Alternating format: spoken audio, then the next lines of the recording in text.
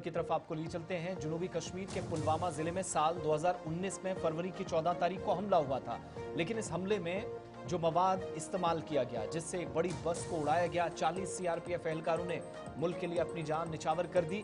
इस हमले के बाद एनआईए या कौमी तहकीकाती एजेंसी केस में अभी तक कार्रवाई कर रही है। कई लोगों की सजाओं का ऐलान हो चुका है, चार्जशीट फाइल हो चुकी है, लेकिन एक बड़ा खुलासा दुनिया की बड़ी एजेंसीज में से एक यानी FATF की जानिब से किया गया। और ये वो एजेंसी जो दुनिया भर के मुख्तलिफ हिस्सों के अंदर जो इक्तिसादी मामलात हैं उन पर नजर रखती है, यानी financial action task force, FATF जिसको आप कहते हैं।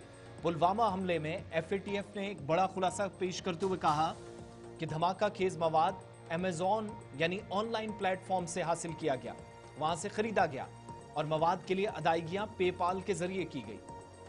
मुख्तलिफ एप्लीकेशंस FATF के मुताबिक जिनका इस हमले में एक कलीदी किरदार रहा है, और ऑनलाइन प्लेटफॉर्म्स का इस वाक़े में सबसे बड़ा किरदार दुनिया में दहशतगर्दी की माली मुआवनत पर नजर रखने वाला इदारा FATF financial action task force की नई रिपोर्ट में यह बड़ा इंकशाफ हुआ है।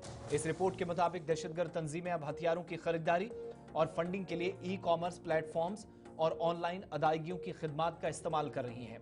भारत के दो बड़े वाकयात, 2019 पुलवामा हमला और 2022 गोरखनाथ मंदिर हमले का हवाला देते हुए कहा गया कि FATF ने यह बात तस्दीक के साथ कही कि ऑनलाइन प्लेटफॉर्म्स ने इन वाकयात में अहम किरदार अदा किया है।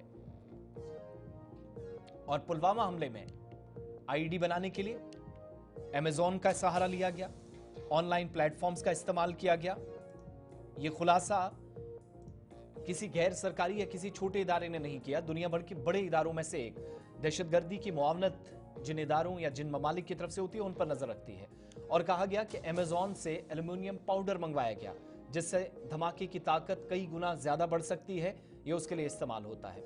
इसके अलावा गोरखनाथ मंदिर हमले के अंदर मुलजिम ने तकरीबन 6.7 लाख रुपए पेपाल के जरिए इस प्लेटफॉर्म का इस्तेमाल करते हुए बैरून मुल्क भेजे और VPN या वर्चुअल प्राइवेट नेटवर्क सर्विस का इस्तेमाल करते हुए अपना मकाम छुपा लिया। इसका मतलब यह है कि आज के वक्त में VPN पर जो पाबंदी लगती है वो भी FATF के मुताबिक मशकूक है और जरूरी भी। रिपोर्ट यह भी बताती है कि दहशतगर्द अब ई-कॉमर्स से अलग अलग जगहों पर 3D प्रिंटर्स, केमिकल्स और हथियारों के पुर्जे भी मंगवाने लगे हैं। यह पुलवामा हमले के अंदर हुआ, जिससे यह साबित हुआ और आज रिपोर्ट में खुलासा हुआ। कहा गया कि कुछ तंजीमें अपने प्रोपेगेंडा मवाद जैसे कपड़े, किताबें और मौसीकी बेचकर खुद को फंड्स दे रही हैं। रिपोर्ट ही इसी बात का इशारा दे रही है कि आईडी धमाके की ताकत उस वक्त बढ़ जाती है जब एक दहशतगर्द ने अमेजॉन से एल्यूमिनियम पाउडर मंगवाया, वो पुलवामा के अंदर इस्तेमाल हुआ, गोरखनाथ मंदिर के अंदर जो धमाका हुआ उस हमले में इस्तेमाल हुआ। और कहा जाता है कि मुलजिमीन ने पेपाल और VPN का इस्तेमाल करते हुए तकरीबन 6.7 लाख रुपए की गैर मुल्की लेन देन के जरिए ISIS के हामियों को रकूम भेजी थी और मकाम को छुपाया गया था, यानी लोकेशन को छुपाने के लिए वर्चुअल प्राइवेट नेटवर्क का इस्तेमाल किया गया। इसके अलावा FATF यह भी कहता है कि गुज़श्ता 10 वर्षों में जो अलग अलग जगहों पर फिनटेक और डिजिटल अदायगियों के बढ़ते हुए इस्तेमाल ने भी दहशतगर्दों को एक सस्ता, तेज और कम ट्रेस करने वाला रास्ता फराहम किया है, जहां से वो तहकीकाती एजेंसियों से या लोकेशन ट्रैक करने से बच सकते हैं। दहशतगर्द या दहशतगर्द तंजीमें अब ई-कॉमर्स से 3D प्रिंटर्स, हथियार, केमिकल और दीगर सामान खरीद रहे हैं। FATF ये भी बताता है कि कुछ ममालिक की हुकूमतें बिलवास्ता या बिलवास्ता तौर पर दहशतगर्दों को फंडिंग रोकने के लिए तरबियत और लॉजिस्टिक सपोर्ट फराहम अगर करती हैं तो वहां पर भी नजर रहती है, लेकिन ई-कॉमर्स का सहारा वहां भी लिया गया।